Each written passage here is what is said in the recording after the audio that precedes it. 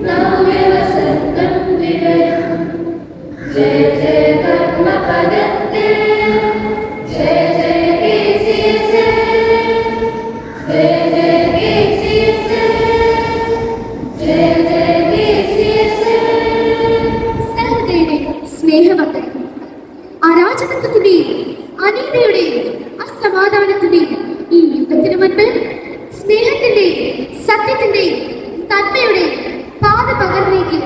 ഒരു വ്യക്തിത്വത്തെ ഞാൻ അവതരിപ്പിക്കുന്നു. നീതിമാനായ ജോസഫ്.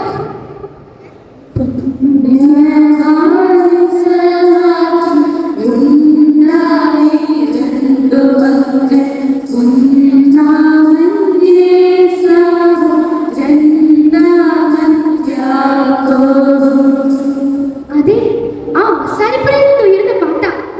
ഒളിയുടെയും ചുറ്റികയുടെയും തട്ടും മുട്ടും ചിന്തയിടലുമൊക്കെ തൃപ്തിയായി നടക്കുമ്പോൾ ഒരോളം കിട്ടാൻ വേണ്ടി ആ ആശാരിപ്പുര ഒരു ഉത്സവവേദിയാക്കി മാറ്റുകയാണ്. ക്ഷമിക്കണം, പറയാൻ പറ്റുമോ? ജോസഫിന്റെ പിതാവായ യാക്കോബിന്റെ പണിപ്പുരയാണ് രംഗവേദി. കട്ടില്, മേശ, കസേര എന്നീ പല ഫർണിച്ചറുകളൊക്കെ വളരെ മനോഹരമായി നിർമ്മിച്ചു കൊടുക്കുകയാണ് ജോസഫ് കൂട്ടന്. ഇനി നമുക്ക് ആ പണിപ്പുരയിലെ സംഭാഷണം ശ്രദ്ധിച്ചാലോ? ഈ കൂട്ടത്തിൽ ഞാൻ മാത്രമേ ഉള്ളൂ അവിവാഹിതൻ. ജോസഫിന് കല്യാണമായി. യൂദ, നീ ആദ്യം പണി പഠിക്കും. അപ്പോൾ യഹോവ തന്നെ നിനക്ക് പറ്റിയ ഒരു പെൺകുട്ടിയെ കൊണ്ടു തരും. എന്തായാലും ജോസഫ് ഭാഗ്യവാണ്. നല്ല ചെല്ലാമന് വളർന്ന പെൺകുട്ടിയല്ലേ അവന് കിട്ടിയത്. യുവാക്കിന്റെയും അന്യയുടെയും ഏക മകളാണ്. വയസ്സാക്കാലത്ത് അവർക്ക് ലഭിച്ച വരദാനമാണ്. ദേവാലയത്തിൽ വളർന്ന കുട്ടിയാണ്. സത്യം പറയാനോ, ഇന്നലെ വെള്ളം കോരി വരുന്ന വഴിയാ ഞാൻ അവളെ കണ്ടത്. ഇസ്രായേലിലെങ്ങും ഇത്ര ചേരൊത്തൊരു പെൺകുട്ടിയെ ഞാൻ ഇതുവരെ കണ്ടിട്ടില്ല. ജോസഫ്, നീ എന്തൊന്നും മിണ്ടാത്തത്? കണ്ടില്ലേ അവന്റെ മുഖത്തൊരു നാണം? യൂദയ നാട്ടിലെങ്ങും അറിയപ്പെടുന്ന തച്ചനാണ് ജോസഫ് അവന്റെ പിതാവ്. അതുകൊണ്ട് സ്വരം അറിഞ്ഞിരിക്കാൻ അവർക്ക് തെല്ലും നേരമില്ല. ആസാരിപ്പുരയുടെ പുറത്ത് ഉണങ്ങാനിട്ടിരിക്കുന്ന മരക്കൂണുകൾ പിറക്കിക്കൊട്ടുന്ന ജോസഫ് തല ഉയർത്തി തന്റെ ഗ്രാമഭംഗി ആസ്വദിക്കുന്നു.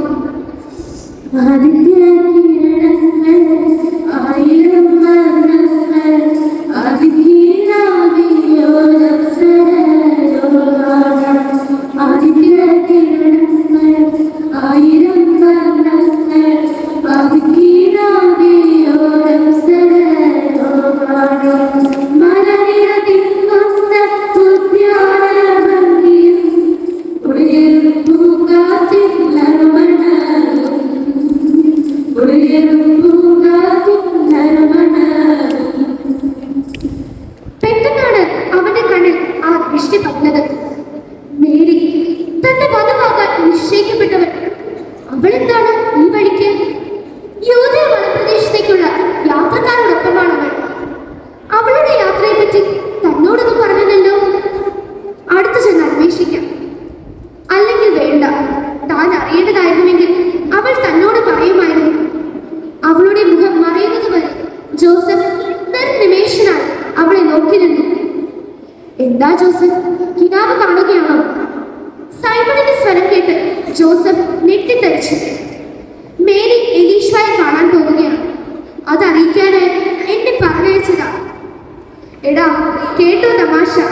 ആ എലീഷ ഗർഭിണിയാണ്. ഈ വയസ്സാം കാലത്ത് ഇതൊക്കെ ആര് വിശ്വസിക്കാനാ? ജോസഫ്, നീ ഇത് വിശ്വസിക്കുന്നുവോ? സൈമൺ, ദൈവത്തിന് അസാധ്യമായി എന്താണുള്ളത്?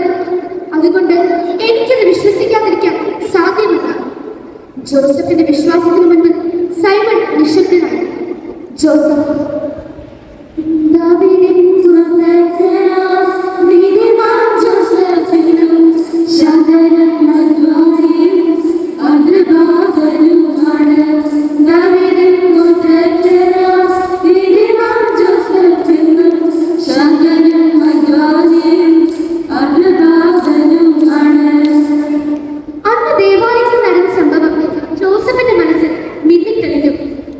അവൾ തന്റേതാണെന്ന് സ്വർഗം സാക്ഷ്യപ്പെടുത്തിയ സുന്ദര നിമിഷം. പ്രധാന പുരോഹിതന്റെ കയ്യിൽ തന്റെ നാമം കുത്തിയ തളർത്ത മരക്കൊമ്പ്. ഏത് മരക്കൊമ്പാണ് ഒരു ദിവസം കൊണ്ട് തളർത്ത് പൂവിടുക? വിവാഹം പോലും വേണ്ട എന്ന് വെച്ച് തനിക്ക് സ്വർഗം നൽകി ഉറപ്പായിരുന്നു ആ അംഗീകാരം. വിവാഹം ഇനിയും നീട്ടിക്കൊണ്ട് പോകരുതെന്നാണ് അപ്പന്റെ വാദം. മേരി ഒന്ന് തിരിച്ചെത്തിയിരുന്നുവെങ്കിൽ ഉടൻ തന്നെ വിവാഹം നടത്താമായിരുന്നു.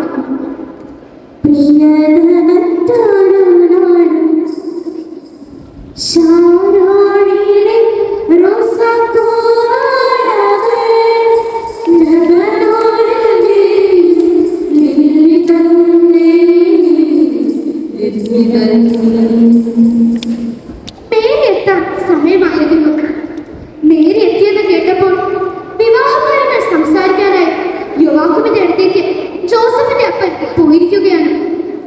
പെട്ടെന്ന് ജോസഫിന്റെ അപ്പൻ ജോസഫിനെ വിളിച്ചു.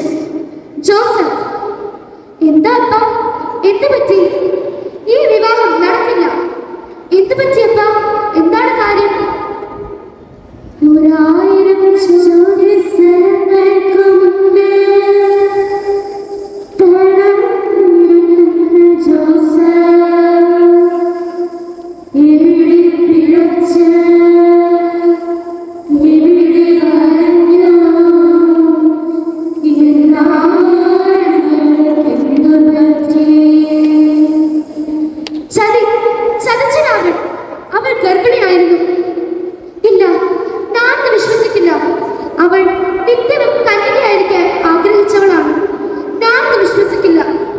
ജോസഫ്, നീയും നടന്നു.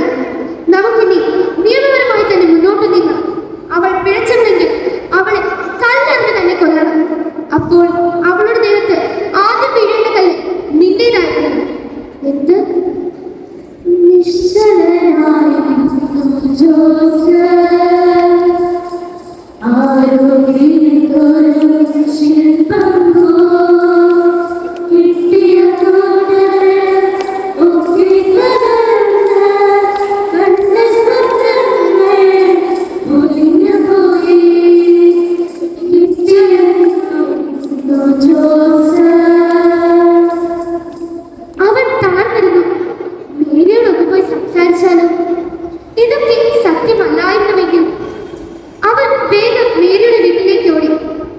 ജോസഫ്, മേരിയുടെ ദയനീയമായ ആ വിളി ജോസഫിന്റെ ചെവിയിൽ പതിച്ചു. മേരിക്കും എന്തൊക്കെയോ അവനോട് പറയാനുണ്ട്. ഇരുവരും ഒന്നും തന്നെ മിണ്ടുന്നില്ല.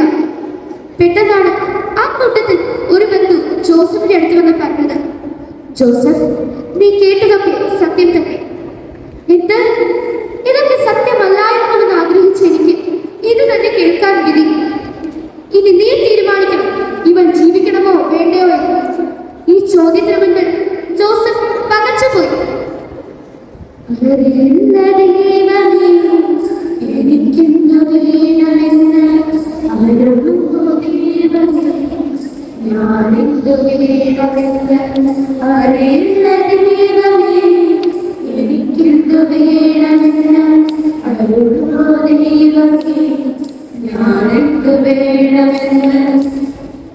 ജോസഫ് പകച്ചുപോയി.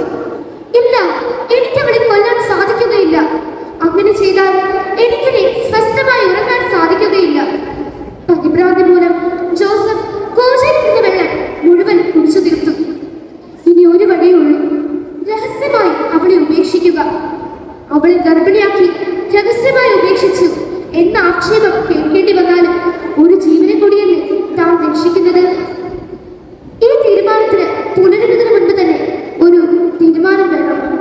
അല്ലെങ്കിൽ പുനരുന്ന നേരത്ത് ആരുമായി കാത്തു നിൽക്കും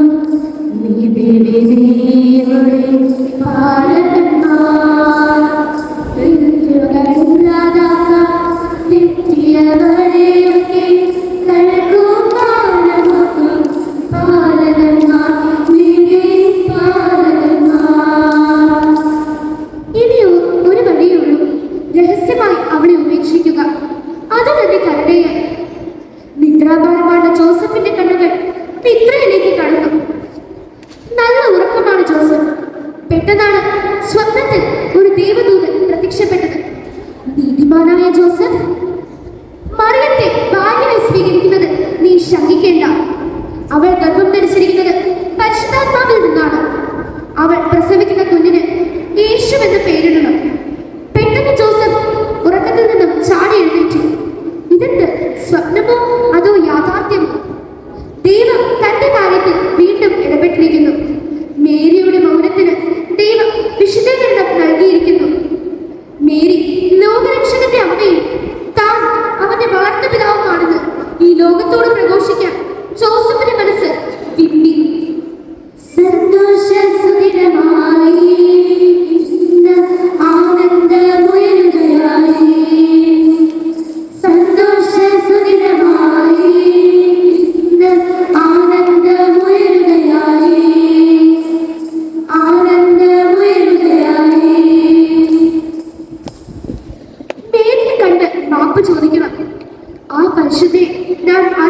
സംശയിച്ചല്ലോ. പിന്നെ ജോസഫിന് നടന്ന പ്രശ്നങ്ങളൊന്നും ജോസഫിൽ